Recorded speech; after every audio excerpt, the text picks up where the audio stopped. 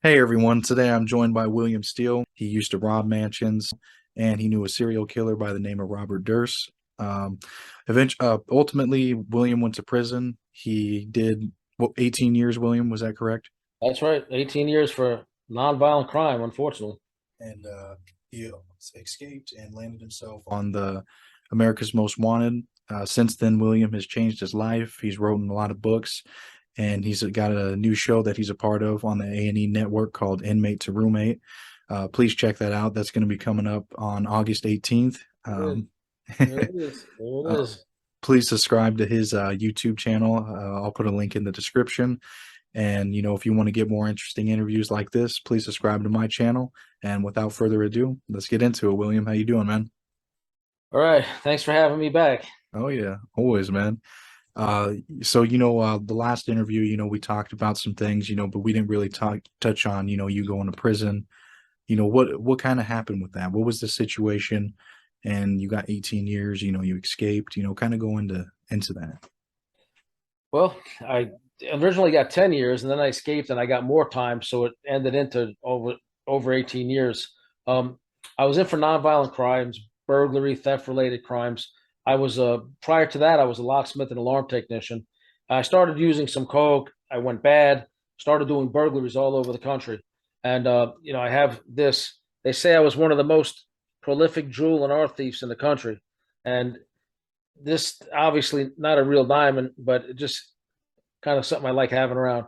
But so I would break into safes, I pick locks, shut down alarm systems, and I did my thing. I worked alone mostly, and as a sideline, I was moving kilos of cocaine and firearms from South Florida up to New York City, and part of our operation was Michigan.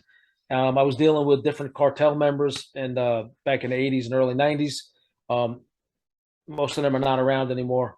From Medellin, Colombia, and one of the original cocaine cowboys. Everybody's probably heard of that. Was one of my main connections. He was an assassin and big trafficker, multimillionaire working under Pablo Escobar.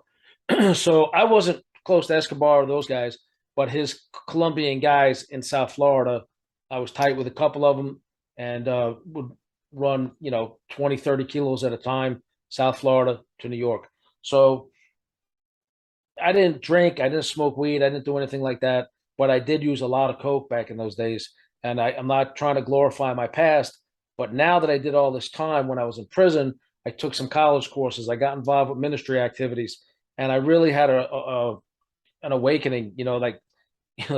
This life is really no good, man. I haven't spoken to my kids, and my family turned on me, and I had an inheritance stolen from me. So a lot of things cost me to see the light and just realize that I want to do something different and better. Now, my mother was mentally ill before I went in. All my life, I was protecting her. She was bullied, and so I've always had this in me to help, women and children and the mentally ill. And so I figured, well, I have enough time to think and take some classes. I started writing books, and all I wanted to do when I got out is help people, turn these experiences around from my past to help people. Now I've been out a few months. I have a TV show. A&E Network is a great network. It's a reality show, and it's a docu-series about holding down recidivism by finding out when prisoners get out and they're not going back home to their family. In my case, because of falling out with my family, and they end up with a friend or a stranger, somebody who was a stranger. How does that relationship and what happens in that environment? And everybody brings their own baggage to the equation. So it's really a groundbreaking series. The producers have also made Love After Lockup and 90 Day Fiance. However, my show by the same people is on a better network. As you can see, A&E. A&E is the way to go. So A&E has been wonderful. They gave me an opportunity. Not only they give me an opportunity to have a show and explain about that process, and really some troubling things that transpire throughout. It's really very drama filled. You got to watch it. It airs in a few days on A&E. But they also gave me an opportunity, even on the show, to discuss my writing projects, my books, my crime victim advocacy going forward, because I'm starting up a podcast. And if you go to official William Steele, and I ask your viewers and your TikTok people and your all your outlets, please go to official William Steele. I'm trying to earn an honest living. I'm trying to build up my base and want people to start paying attention to my podcast. It's going to be launched full time very soon. So that's what the show is basically all about: getting on your feet with people you didn't necessarily know before. And everything that all the things that happened. I can't give away more than that, but I will tell you, you're in for a wild ride if you watch the series.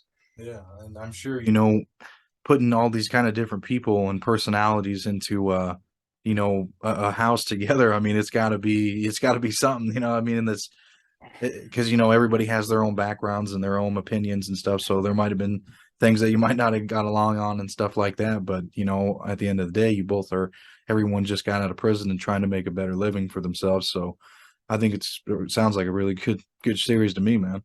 Let me explain it this way. I'm a New York City guy, born and raised in Brooklyn. I've been all over the country doing illegal things, and South Florida, California, Las Vegas. And so I get out, and my people are in those locations. I don't go there, and I can't give away too much because I'm not allowed to give away spoilers or anything. But the trailer just came out. There's 4 trailers out now, and it clearly shows how I'm now living in the Midwest, and it's Elkhart, Indiana, and this is where we filmed, and it shows a guy like me coming from the city living with a Midwestern family who are really, really strict, devout Seventh-day Adventists, and how that unwound, and wound and wound and unwound, and so you're gonna see some crazy things and differences of personalities and opinion, agreement on certain things, and other things. Just again, I can't say too much. Please watch the show, Inmate to Roommate. I appreciate it. Yeah, and and another thing too, coming out of prison, after 18 years, it's got to be like everything had to be a whole different world. What I mean? So I'm sure you probably had some experiences in that show as well that you probably touched on, like trying to adapt to certain things. What was something that you had to adapt to when you came out that was kind of Well, weird? let me tell you something. I'm a true crime author now, victim advocate. I write books. Ghislaine, Sensational and Pure, about my relationship with Ghislaine Maxwell and about my acquaintanceship with wealthiest serial killer in American history, Robert Durst. I have 2 more books coming out. Because of what I do now, I have to learn social media, which did not exist when I went to prison. So I don't have to just navigate one and then, maybe you got exposed to one at a time. You know, all of them are out now, and I need to be on all those platforms, and I am. Official William Steele, please subscribe. So learning social media. Guess what? Smartphones didn't exist. This thing here, I have to use this every day now. I make videos on it. I do all kinds of things that everybody else does on these things, and I get stuck all the time. Smartphones didn't exist when I went to prison, so I have my beautiful fiance, Dr. Mary Bass. She's a forensic accountant and a fraud examiner, a civilian fraud examiner, and she's been such a blessing to help me understand this technology because I'd be completely lost without her. But so yes, the technology's changed, the cars, the look of the cars, the capabilities, lighting systems. I see different types of lighting that didn't necessarily exist or that weren't that prominent. Um, Something called Bitcoin. I don't know. There's like machines in convenience stores, a Bitcoin machine. I'm like, what the hell is a Bitcoin to begin with? And what does that machine do? Do I get a coin? Why would I put money in something and get what I see as counterfeit money that the government's never gonna, you know, like that people are doing an alternate currency. So there's so many things that are new. It's just mind boggling. Yeah. I flew to California a couple of times, to see my fiance and handle. I went to the Robert Durst trial. He went on trial for murder, and I went out there to do a book signing and go to the trial. And just even being on an airplane after so long, the airlines have changed. I came out in time of COVID. I was getting released. There was guys dying all around me in the prison. It was horrible. I didn't think I'd make it out alive. It was just a lot of death, and they didn't care. And a lot of guys wouldn't bother wearing a mask or being careful. Whether you believe in vaccines or masks or not, vaccines or masks or not, you're in an environment where you're witnessing people getting taken out on stretchers and dying, and their family members are allowed to see them when they're chained up on a ventilator, taking their last breath. They let them go to the hospital, and they're writing back to the prisoners saying this is what's going on, and still nobody was taking it serious, you know. But anyway, I tried to stay away from anybody. I got out. I've got a show, and so everything's changed, man. It's great. Yeah, It's intimidating at the same time too. But I'm just grateful and I'm humbled to have these opportunities. yeah, and Kind of go into your books because we talked about, Ghislaine Maxwell's, that book on the part one, but we didn't really touch on Robert Durst and who he was and what your relationship was with him. Robert Durst comes from the Durst family in New York. They control, I don't know, probably 40-50% of New York City real estate. Family's billionaires. He's still worth, well, he just passed away, but up until his death, probably about $100 million, and he was in jail. So Robert Durst and I met in the early 80s. I used to, when I had all this jewelry and cocaine with me, I didn't generally have partners. So I would always be armed, and I wasn't a hitman or anything, but I used to like guns. I used to like silencers. So all my guns, my pistol would have a silencer. I'd open a briefcase, jewelry or coke, but there'd be a pistol with a silencer. And I would let the jewelers and the fences and the traffickers see that I'm always armed with a gun with a silencer. So to send it, at the time, it sent a certain message that I'm not to be screwed with, right? Unfortunately, people took that seriously, and over time, hey, I need this person killed. You want to do it? Can you do this? Can you? So as I got to know him, and he wanted Susan Berman killed, I'm one of the people that he approached. I don't know who else he approached, but anyway, so that happened in Florida. I spell it out in the book that's back here. Sex and the Serial Killer: My Bizarre Times with Robert Durst, wealthiest serial killer in American history. He just got convicted in Los Angeles for killing Susan Berman, a mutual friend of ours. And he died of COVID right after he was sentenced a few months ago. So my other book is about my unfortunate relationship with Ghislaine Maxwell. I knew her. I had relations with her and a couple of her adult assistants. I wasn't, I saw the people coming and going, but I didn't get involved with any of that because a lot of them that they said were models and masseuses looked, too young and all that. And, I felt they were trying to lure me into a situation, which I know now is I would have been on film and like everybody else's who fell for that. They ended up blackmailing everybody. So those two books are doing pretty good, and appreciate it if somebody goes to Amazon, checks them out, or go to the description link and purchase the books. Again, trying to earn an honest living. I admire the victims of Maxwell and Epstein because they were actually inspiration for me to come forward and write of my experiences, what happened to me. Because in that book, you're going to read about how I barely made it out of the mansion in Palm Beach alive on the last day I ever saw Ghislaine Maxwell. It didn't end good, and I barely got out of there with my life, and I detail it in the book. And matter of fact, I just traveled down. I'm still in Indiana filming my TV show, but I just traveled down there about a week ago and did some footage in Palm Beach, and I went to film the house for my podcast and for some other stuff. And when I drove up El Brillo Way back to the house, Epstein's old house, there was a big privacy fence, and you look in there and it's been leveled to the ground. There's nothing there. They tore the whole house down. I didn't know that. So I have a lot of footage of, my reaction to that. We're going to be putting that up on my true crime channel. I was hoping to be able to get in there because I actually left something, inside of a closet that would prove that I was there at that time. Aside from what I took out of there and I got to authorities. But so that's about my books. I wrote the one about Robert Durst while I was still in prison.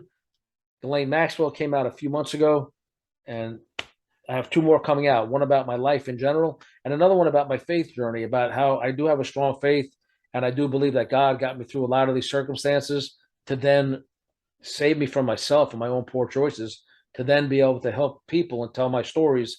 And so I've been invited to universities, colleges, churches, and I'm hoping to start lining up a lot more interviews as well. That'd be good. That'd be a good way to promote it. And one thing I was going to ask you is, so when you were with the whole Maxwell thing, you were able to cooperate with the feds then, or who did you cooperate with? And it wasn't even a matter of cooperating. They've known what I have to say for quite some time. I put a victim impact statement in on her trial just before her sentencing, and I removed things from the house that were likely highly incriminating, and I turned them into two different agencies many years ago. I don't even know what became of those things because they were covering up for them for so long. They were able to get away with this for many years. So I don't know who that material ultimately went to when they say the feds. There were so many agencies investigating them, but her claim to me was they were getting information about the investigation. They knew this was coming down on them, which is why ultimately, again, because me always flashing guns around, she ran by me a scenario where she wanted to have Jeffrey Epstein killed. And Jeffrey had showed me videos in the house of very prominent people. I couldn't even leave the room because there was a security guy there. He wouldn't let me out. And he was pissed that I had pulled a gun on him previously. So read the book. It explains why I couldn't get out of the room. But anyway, he showed me these videos where you have Andrew having sex, Prince Andrew having sex with minors. You have people like Hillary Clinton having sex with young girls, more than one, and several other people who I've named in different interviews and who I didn't name yet because it's just they know who they are and they're on video.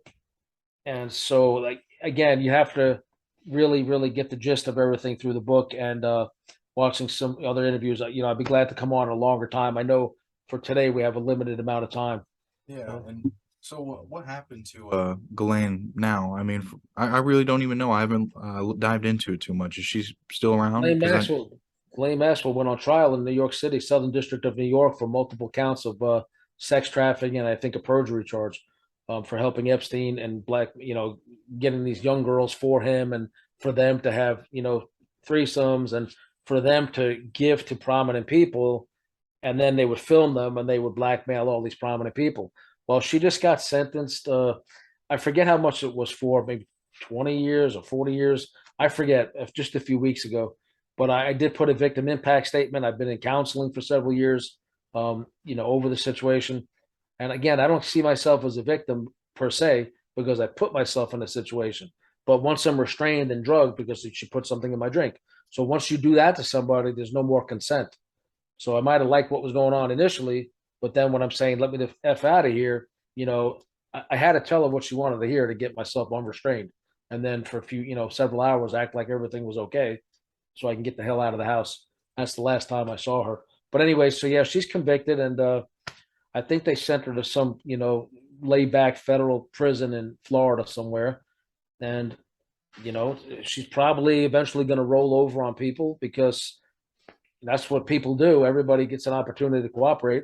So they'll put her in witness protection, but she won't be safe anywhere because a lot of these people are heads of state and politicians and celebrities, and she won't be safe no matter where she is. And she's very recognizable. They'd have to put her in New Zealand or Australia or somewhere, where people are not going to hurt her. But yeah, she's at severe danger. I don't think she'll be around too much longer. So you do think she will cooperate and eventually get out then? I'm sorry. You do think that's what'll happen? She'll cooperate and end up getting out and going I in a think I witness? think she's doing it now. They're lining up their next cases. Keep in mind, the New York field office of the FBI that was investigating all this is the Public Corruption Squad. She's not a public official. Neither was Epstein.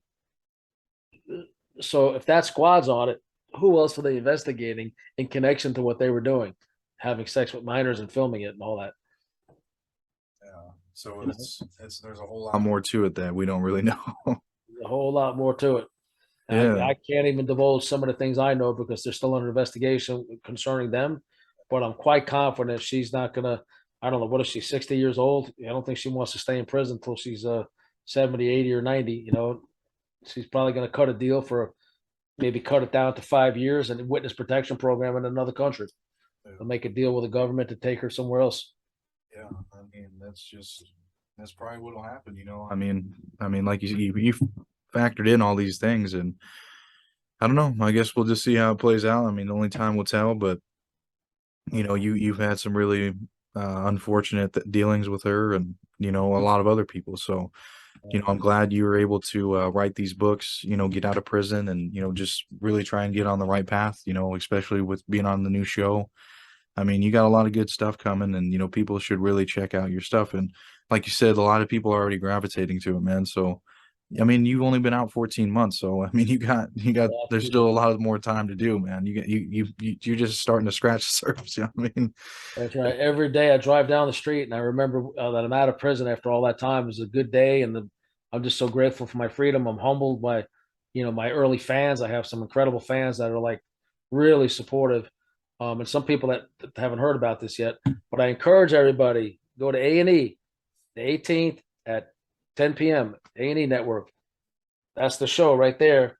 Inmate to Roommate, it's called, and You're gonna love the show. It's phenomenal. I'm grateful to A&E to give me the opportunity, and to my producer Joe Ruser, who made it happen and made you feel comfortable doing it and telling my story from my point of view.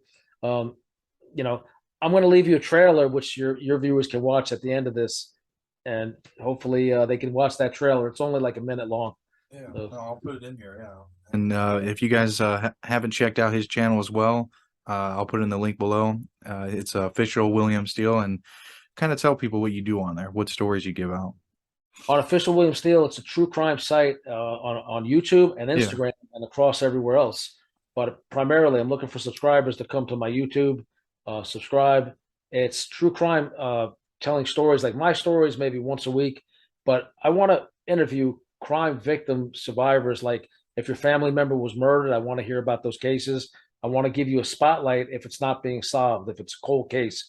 I want to try to bring the investigators on to explain what the holdups are, what they're looking for, trying to look for witnesses to come forward. We're trying to really give some spotlight to the people who are crime victims. The other part of what I'm doing there is we're working with people that are wrongfully convicted of crimes, like Dr. Leslie Marlin Scholl, federal crime with this guy, Charles Ray Smith. He set him up for no reason other than he stole money from him. Some other people, and also David Michael Reinhardt. If you can go, guys can look him up at freedavereinhardt.com, and his address is there. Write him letters of support. He's an innocent inmate in serving time in California behind a probate racket scam where he was swindled out of millions of dollars. And when he complained about it, they set him up and sent him to prison. So this is what we're doing. We're trying to give voice to the voiceless. In all my books, I write all that's meant. Oh, excuse me. In all my books, I write all that's needed for the triumph of evil is for good men to do nothing. I started off as that good man, defending my mother, going to college, working. And I went bad because of coke and some poor choices.